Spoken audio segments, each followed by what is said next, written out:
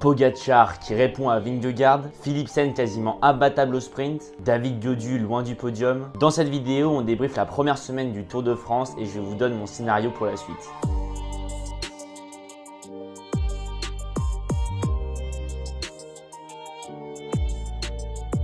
Avant que la vidéo ne commence, n'hésitez pas à liker et à vous abonner, c'est super important pour la chaîne et ça vous permet de ne pas rater nos prochaines vidéos.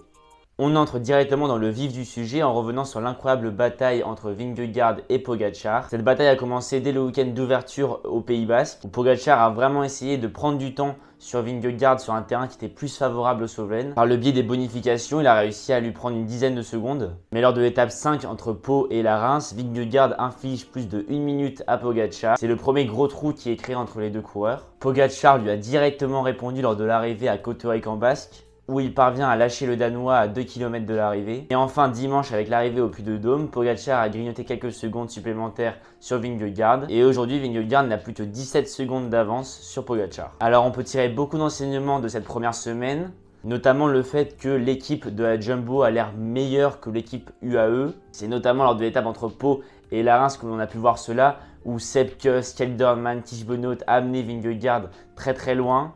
Et même à un moment de la course, il y avait Sepp Kuss, Pogačar et Vingegaard qui étaient ensemble et les UAE qui roulaient à plus de 2 minutes de ces trois hommes. On avait pourtant tous pensé avant le départ du Tour de France que Pogačar arrivait avec une équipe assez solide, lui qui n'a jamais eu vraiment d'équipier pour l'aider dans des Tours de France précédents. Mais en fait la marche est quand même très haute et Jumbo reste largement au-dessus de l'équipe Emirati. Le deuxième enseignement que l'on a pu avoir sur cette première semaine, et la stratégie de la Jumbo qui n'est pas toujours très claire et pas toujours très efficace. On l'a dit juste avant, ils ont une très bonne équipe mais ça ne suffit pas totalement. On l'a vu notamment lors de la 6e étape où Pogačar a réussi à reprendre du temps à Vingegaard à cause de la stratégie de la Jumbo qui était à double tranchant. En effet, ils avaient vraiment essayé de tout mettre en ordre pour que Pogačar craque. Ils avaient énormément accéléré lors du Tourmalet qui précédait l'arrivée à Cauterets en Basque. Et au final, à la fin, il ne restait plus que Sepp Kuss, Vingegaard et Pogačar. Et une fois que Sepp Kuss a lâché, il ne restait plus que Vingegaard et Pogačar. Vingegaard qui a roulé dans la vallée puis dans l'ascension à Cauterets en Basque. Et au final, c'est Pogačar qui a réussi à reprendre du temps parce que Vingegaard était trop isolé et avait dû rouler tout seul pendant de très nombreux kilomètres. Alors bien sûr, on aurait vraiment crié au génie si la Jumbo avait réussi à distancer Pogačar, ce qui aurait été synonyme d'une fin de Tour de France quasiment, avec Vingegaard qui était quasiment assuré d'avoir le maillot jaune. Mais comme ça ne s'est pas passé comme ça, et ben on peut clairement critiquer cette stratégie. Je pense qu'une fois que Pogačar était resté dans la roue de Vingegaard et paraissait vraiment bon, les Jumbo auraient dû arrêter de rouler comme des tarés pour que les autres équipiers de Vingegaard puissent revenir pour rouler. Et en plus de cette stratégie que l'on peut questionner, il y a aussi eu des tensions en interne au sein de la Jumbo, notamment en lien avec Wout van Aert qui était très frustré de ne pas gagner la deuxième étape, notamment du Tour de France. Il accusait notamment ses coéquipiers de ne pas assez rouler pour lui. Donc voilà, on sent un climat assez tendu du côté de la Jumbo. Il va vraiment falloir régler ce problème rapidement. C'est pour ça que je donnerai un avantage psychologique à la fin de cette première semaine pour Pogačar, même s'il accuse 17 secondes de retard au général. Parce qu'on ne l'a pas du tout senti s'affoler et qu'il paraît déjà beaucoup mieux en cette fin de première semaine qu'au début du Tour de France. Lui qui s'est blessé lors de Liège-Bastogne-Liège et a très peu couru depuis. Nul doute qu'il sera encore meilleur lors de la 3e semaine. Donc pour moi, Pogačar va gagner ce Tour de France. C'est vraiment le scénario le plus probable selon moi. Même s'il ne faut pas du tout oublier Vingegaard qui est quand même excellent. En tout cas, ça nous promet quand même 2 semaines totalement incroyables à venir. On passe maintenant à la bataille pour la 3e place. Une bataille vraiment pleine de suspense entre l'Australien Jay Hindley qui est actuellement 3e, la pépite espagnole Carlos Rodriguez qui est 4e et les frères Yates, Adam et Simon qui sont respectivement 5e et 6e.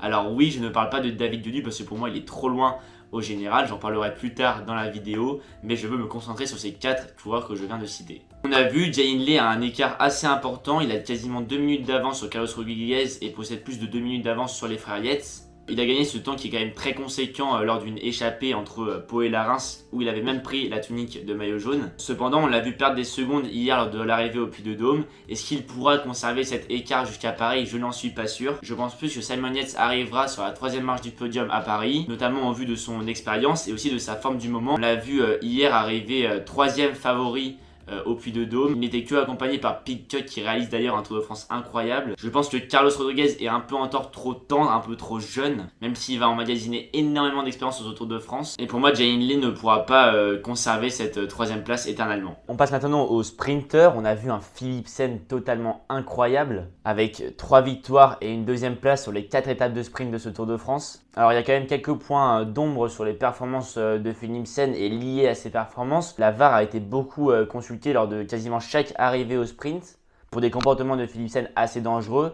Pour l'instant, il n'y a eu aucune sanction, mais il reste encore pas mal d'étapes de sprint. Et s'il continue à être un peu dangereux comme il l'est déjà, ça pourra lui poser problème et peut-être une sanction. Ce qui m'interpelle aussi, c'est le rôle de Van Der Poel dans cette équipe de la Alpecin. Je trouve ça dommage quand on sait qu'il s'agit de Mathieu Van Der Poel, le vainqueur de Paris-Roubaix, de le voir juste se muer en tant que poisson pilote, même si Philipsen est très très fort. J'aimerais vraiment que Van Der Poel prenne plus de responsabilités et aille gagner des victoires dans le futur. Je pense notamment à l'arrivée à Limoges lors de l'étape 8 où Philipsen était encore le leader de la Alpecin alors que ça finissait en boss. J'aurais préféré voir Van Der Poel vraiment aller au sprint pour aller chercher cette première place et je pense qu'il y serait arrivé. J'attends en tout cas beaucoup plus de Mathieu Van Der Poel dans les prochains jours. Il y aura des étapes qui seront vraiment à sa portée. Et je pense que Philipsen va continuer sa razzia sur les sprints massifs pour arriver à 5-6 victoires à l'issue du Tour de France. Alors au-delà de cette immense démonstration de Philipsen, il y a eu un énorme événement cette semaine, c'est l'abandon de Mark Cavendish. Ça m'a vraiment beaucoup attristé parce qu'on savait tous que c'était son dernier Tour de France et il aurait pu encore plus marquer l'histoire en devenant l'unique coureur à avoir gagné le plus grand nombre de victoires sur le Tour de France. Il est actuellement co-détenteur et le restera avec Eddy Merckx du haut de leurs 34 victoires chacun. Et en plus, on sentait que la 35e était abordable. Il avait notamment fait 2e lors de l'arrivée à Bordeaux. Donc, immense déception, je pense, pour tous les fans de cyclisme comme moi qui auraient rêvé de voir le Cave remporter une dernière victoire. Ça aurait été vraiment magnifique de le voir lever les bras sur les Champs-Élysées lors de la dernière étape. Mais bon, le cyclisme est un sport qui est assez cruel et on n'oubliera jamais tout ce qu'a fait Cavendish dans le monde du vélo. Alors maintenant, il faut aussi évoquer les autres sprinters parce qu'il n'y a pas que Philipsen et Cavendish. J'ai notamment trouvé Caleb Ewan et Binyam Girmay assez décevants, même s'ils réussissent à faire quelques podiums chacun. J'attends beaucoup plus de ces deux coureurs-là. Ils auront plusieurs chances dans le futur et en tout cas, j'espère qu'ils vont réussir à inquiéter un peu plus Philipsen, comme l'a réussi à le faire Mads Pedersen sur un terrain qui était très favorable pour le Danois lors de sa victoire à Limoges. Mais ça rejoint aussi ce que j'ai dit tout à l'heure. La stratégie de la Jumbo au sprint est assez floue, je trouve. On a vu Christophe Laporte dans quasiment toutes les arrivées au sprint rester au contact de Vingegaard pour protéger son leader. Je comprends ce choix, mais je pense que d'autres coureurs pourraient se charger de cette tâche pour que Laporte et Van Aert aient beaucoup plus de liberté dans les emballages finaux, eux qui sont vraiment des très bons sprinteurs. Enfin, je pense qu'il faut parler des Français en général sur ce Tour de France. On a eu une très belle victoire de Victor Lafay avec un coup du kilomètre sublime. Cette victoire était vraiment archi méritée pour Victor Lafay. L'an dernier, il avait vécu un Tour de France cauchemardesque. Il était notamment victime d'allergies et passait son temps devant la voiture balai. Donc c'est vraiment magnifique pour lui de remporter une étape sur le Tour de France. Et en plus de ça, il offre la première victoire à Cofidis depuis 15 ans. Cette victoire constitue la seule satisfaction côté français de la semaine, je trouve. David Gaudu a été assez décevant. Il est quand même très loin de la 3ème place, à plus de 3 minutes 20 de Jay Hindley. Et ce qui me dérange aussi, c'est que Pinot ne va pas dans les échappées. C'est un choix qui se comprend parce qu'il est là pour aider David Gaudu en vue du classement général. J'espère qu'ils n'hésiteront pas à prendre la décision, si David Gaudu continue à être loin de la 3ème place, de laisser plus de liberté à Madouas et Thibaut Pinot pour qu'ils puissent se glisser dans les échappées pour aller viser une victoire d'étape. Je trouverais ça vraiment dommage, surtout pour le dernier Tour de France de Thibaut Pinot, que l'équipe se focalise beaucoup trop sur le classement général pour au final avoir une 6ème, 7ème place sans avoir aucune victoire d'étape. D'autres coureurs ont été assez en vue cette semaine. On a vu beaucoup Alaphilippe se glisser dans les échappées. Mais pour moi, il fait un peu trop d'efforts sur des étapes qui ne lui conviennent pas forcément. C'est très bien que c'est un coureur qui ne court pas à l'économie, mais il reste quand même 2 semaines et des étapes qui sont vraiment à sa portée. Donc j'espère qu'il arrivera plus à cibler vraiment ces étapes lors des 2 prochaines semaines. J'ai aussi vu des Français gaspiller trop d'énergie inutilement. Je pense notamment à Benoît Cosnefroy qui est allé dans une échappée sur une étape de sprint, alors que l'on savait tous très bien qu'elle n'avait aucune chance d'arriver au bout. Et quand on sait ce dont est capable Benoît Cosnefroy, c'est assez dommage de le voir perdre autant d'énergie sur des étapes comme cela. C'est aussi le cas de Pierre Latour qui a livré un très gros combat face au peloton lors de l'arrivée à Bordeaux, mais qui a perdu ce combat et n'a pas réussi à aller au bout. Quand on voit que 2 jours après, au Puy-de-Dôme, il arrive à faire 2ème derrière Michael Woods, on se dit que cette énergie qu'il perd lors de l'étape à Bordeaux, il aurait pu la conserver pour pourquoi pas battre Michael Woods et s'offrir une victoire de prestige au sommet du Puy-de-Dôme. C'en est tout pour cette vidéo débrief de la première semaine. Donc je pense que Pogacar va remporter ce Tour de France, que Jay Hindley fera